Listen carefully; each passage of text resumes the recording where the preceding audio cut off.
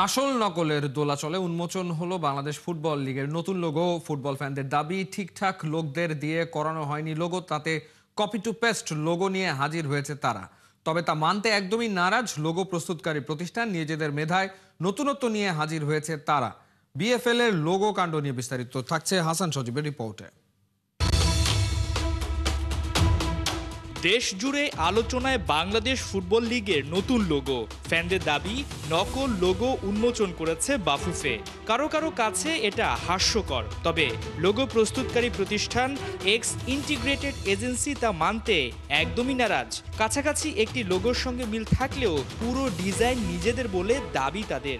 So আমি যেরকম সকালবেলায় যেহেতু জানতে পারলাম, সো আমি নিজেই মানে একটা কথা বলতে চাই যে আমরা লোগোটা ডিজাইন করার সময় যে ইনিশিয়াল থট প্রসেস স্কেচের মাধ্যমে গিয়েছি, সেই খাতাটাও আমার সামনে এখন খোলা আছে। সো আপনারা রাফ স্কেচগুলো দেখতে পারেন।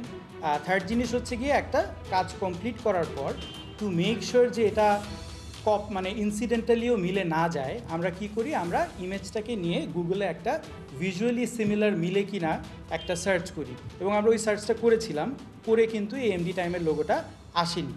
কিন্তু কিভাবে ডিজাইনে এতটা মিলে গেল অন্য একটি লোগোর সঙ্গে, আর লোগো তৈরির পর কি সেটা যাচাই বাছাই করে দেখা হয়নি? অ্যান্ড আমরা যেহেতু জানি যে ভাই আমরা এই রুমের মধ্যে বসেই ব্রেনস্টর্ম করছি, আমরাই হচ্ছে গিয়ে এক একটা ফর্ম থেকে কি হইতে পারে আইডিয়া জেনারেট করে করে একে একে ভিজুয়াল ব্যালেন্সের দিকে গেছি। সে কারণে আমরা কনফিডেন্ট ছিলাম এটা তো মেলার কথা না বা মেলার চান্স নেই, বিকজ আমরা মাত্র জিনিসটা চিন্তা করলাম, বানালাম। তারপরও আমাদের প্রসেসের ধাপ অনুযায়ী আমরা একটা প্রিলিমিনারি চেকও করেছি, এবং তখনও the MD time logo did not show up. আলোচনা সমালোচনা তুঙ্গে থাকলেও এক্স ইন্টিগ্রেটেড বলছে নতুন কিছু উপহার দিতে চেয়েছে তারা।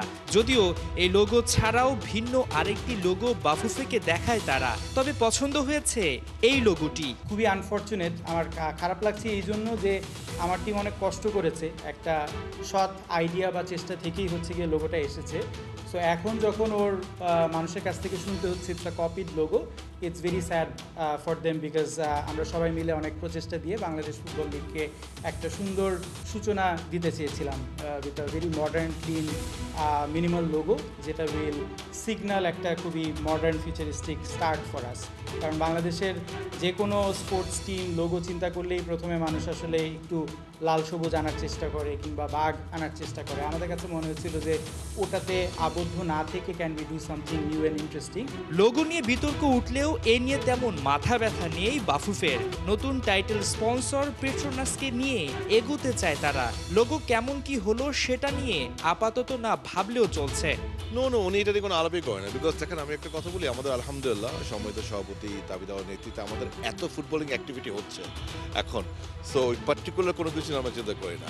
আমার ব্যক্তিগতভাবে একটি দুঃখ যে এত দেরি করে আমি লঞ্চ করতে পারলাম, বাট লোগো নিয়ে যে আলোচনা হচ্ছে, সমালোচনা হচ্ছে, সেটাকেও আমি ওয়েলকাম করি। 1 বছর আগে তো সেটাও হতো না। 1 বছর আগে বাংলাদেশ প্রিমিয়ার লিগের লোগোটা কী ছিল, কাউকে যদি জিজ্ঞেস করছিল কেউ জানতেও না। আজকে কিন্তু সেই লোগো নিয়ে সারাদিন আলোচনা হচ্ছে। সো আলহামদুলিল্লাহ, আমি এটাকে ভালোভাবে নিচ্ছি। হাসান সজীব, একাত্তর।